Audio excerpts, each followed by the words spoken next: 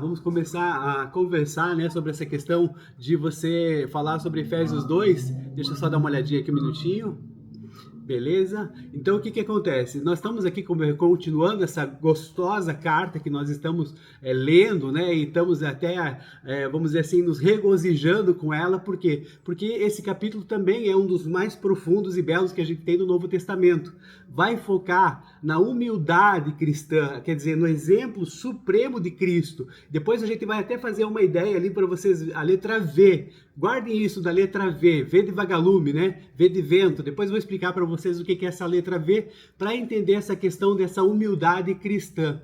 Então, ali nos primeiros versículos, ali os primeiros 4 versículos, o que a gente tem? Um apelo emocional de Paulo e para uma prática para a igreja. Ele argumenta que se há consolo em Cristo, se a gente tem comunhão no Espírito, para que a alegria dele seja completa, né? Ele vai dizer assim, olha, vivam dessa maneira, tenham o mesmo modo de pensar e tenham também o mesmo amor, evitem o egoísmo, evitem a vaidade, né? Ele está mostrando esse sentimento que nós devemos ter, que é um sentimento coletivo e não das nossas vontades. Então, dessa mesma maneira, ó, completem a minha alegria no versículo 2 ali, o mesmo modo de pensar, o mesmo amor, um só espírito e uma só atitude. Ele desejando, né, imensamente para que a alegria dele seja completa, a unidade do corpo de Cristo. Isso é muito importante, isso é bem importante, porque nós precisamos privilegiar não os interesses próprios, né? Não os interesses meus no caso, mas sim o coletivo. Então isso é bem importante, porque isso vai dar para a gente a diferença de nós colocarmos o meu eu em prol da comunidade cristã. E aí depois ele vai falar desse hino a uma certa cristologia, a partir do versículo 5 até o versículo 11, né? Esse texto, ele vai descrever então que esse V que eu falo para vocês, né? Que Deus, ele não se apegou à sua divindade, mas ele assumiu essa forma de servo e se tornou obediente até a morte de cruz. E depois, por causa dessa obediência, é que Deus exaltou ele de uma forma soberana, dando-lhe então esse nome que está acima de todo nome, Jesus Cristo, né? O ungido. Então, nesse sentido, para que todo joelho se dobre diante dele. Então, nesse sentido, o que acontece? Essa letra V funciona assim, ó. Então, vamos lá. Deus já era presciente, ele já tinha na sua pré-existência juntamente com Jesus, então ele estava aqui no alto, vamos dizer dessa maneira. Depois, o que acontece? Depois ele vem e se esvazia da condição dele de Deus para se tornar homem, assume a forma de servo, sofre dores, né? Dores complicadas, situações horríveis como homem, até para nos mostrar que é possível sim que nós, como homens, como os seres humanos, nós soframos e confiemos nele, e ele obedece isso até a sua morte, e a morte de cruz. E depois, em termos de exaltação, Deus o eleva, então, voltando aqui para o V, né? Esse ponto mais alto, que é justamente a questão dele estar ali com Deus, né? Caminhando junto com Deus da Trindade, como nós já compreendemos. Então, olha só, ele já era pré-existente, daí ele desce, né? Ele se esvazia de si mesmo, dessa condição divina, se torna homem como nós, assume a forma de servo, sofre as dores até a morte de cruz, e depois ele volta e se eleva ao posto mais alto, e acima de todo nome está o nome de Jesus. Então olha só que interessante, nessa questão de teologia prática, né? E o que nós temos que ver é que esse hino, a cristologia, ele vai ser, na verdade, uma forma de nós compreendermos como que deve ser a nossa conduta, como que a nossa doutrina, aquilo que a gente crê, deve informar a nossa conduta. Então, nesse sentido, é importante que você perceba que a carta de Paulo, ela é eminentemente prática. Aqui a gente fala muito de missão integral, a gente fala muito de teologia prática.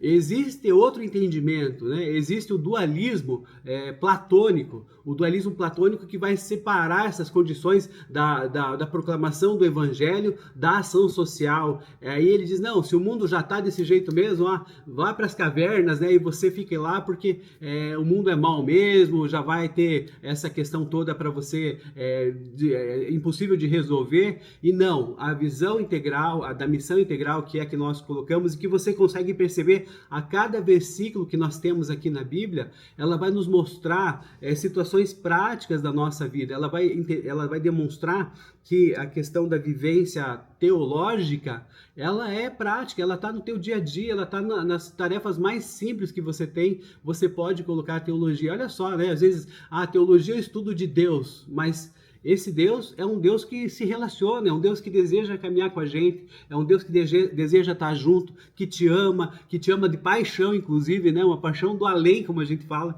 mas de qualquer maneira, ele deseja também que você demonstre isso, que você com atitudes, você chegue e realmente coloque tudo isso para fora. Então, eu queria trazer essa visão aqui desse dualismo, né, platônico, essa dicotomia, né, que você tem aí a salvação e as obras separadas, e aí tem todo o entendimento que esse pessoal coloca aqui para você, de repente, perceber que nós aqui não estamos, a gente não está, vamos dizer assim, de uma forma alheia a isso. Não, a gente está vendo. Enquanto a missão integral, ela advoga que o ser humano é um todo, é corpo, alma, espírito, a visão dualista, que é o oposto, ela vai dizer, não, é espírito e alma, né? E aí você tem toda uma dificuldade porque você não consegue transpor para o mundo fenomênico, quer dizer, aquilo que a gente vive, essas questões todas. Mas nós, da visão integral, acreditamos que o mundo, o lugar que a gente vive, é um lugar, sim, da manifestação do reino de Deus. Não tem como separar, né? E aí, a visão dualista, que é essa platônica que eu falei para vocês, ela vai dizer o seguinte, ó, o mundo é um lugar de pecado, acabou, você tem que fugir dele, dá no pé, sobe, vai para as cavernas, né? Vai para as montanhas.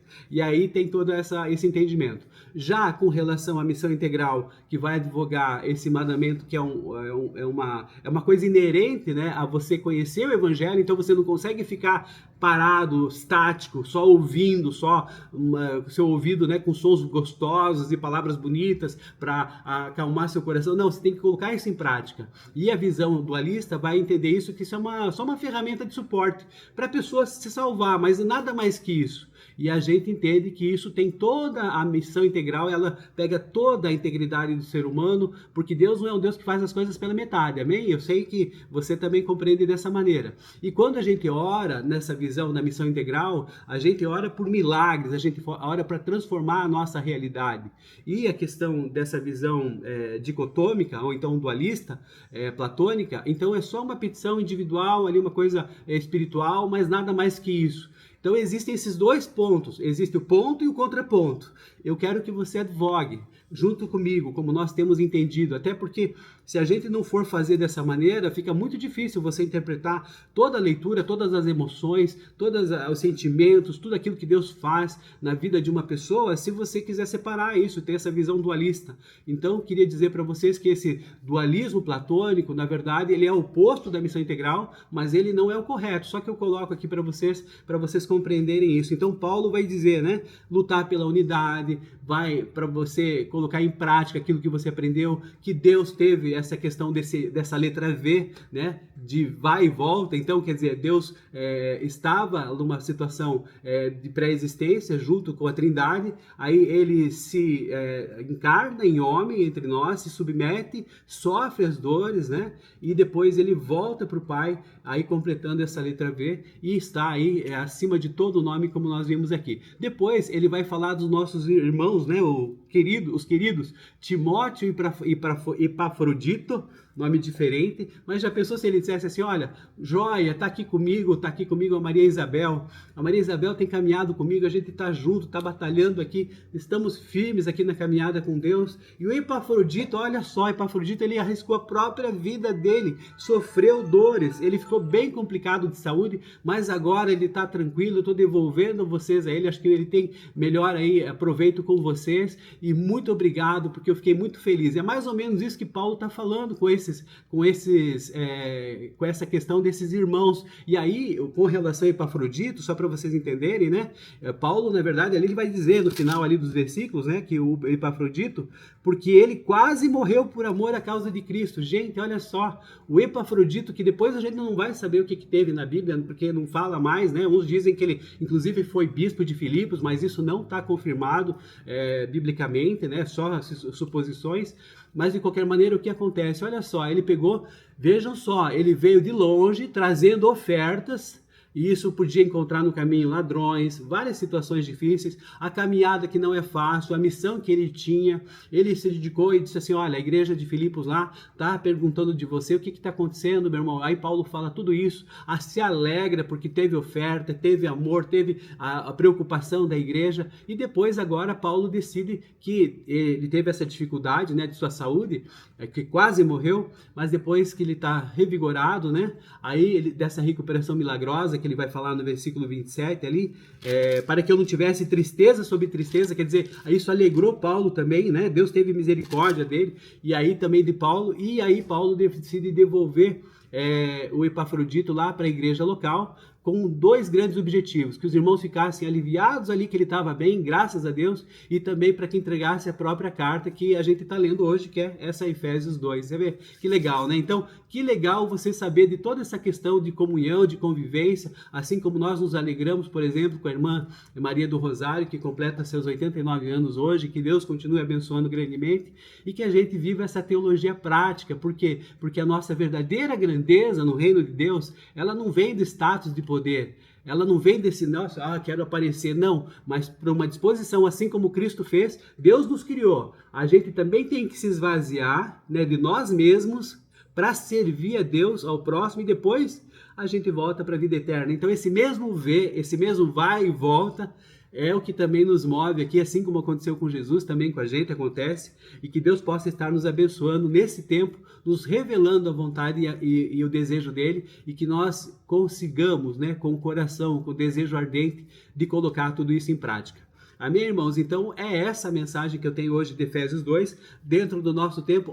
Zé Fini, mesmo com o cântico de parabéns que nós fizemos para a irmã Maria do Rosário, mas encerramos aqui Efésios 2. Amém? Então agora nós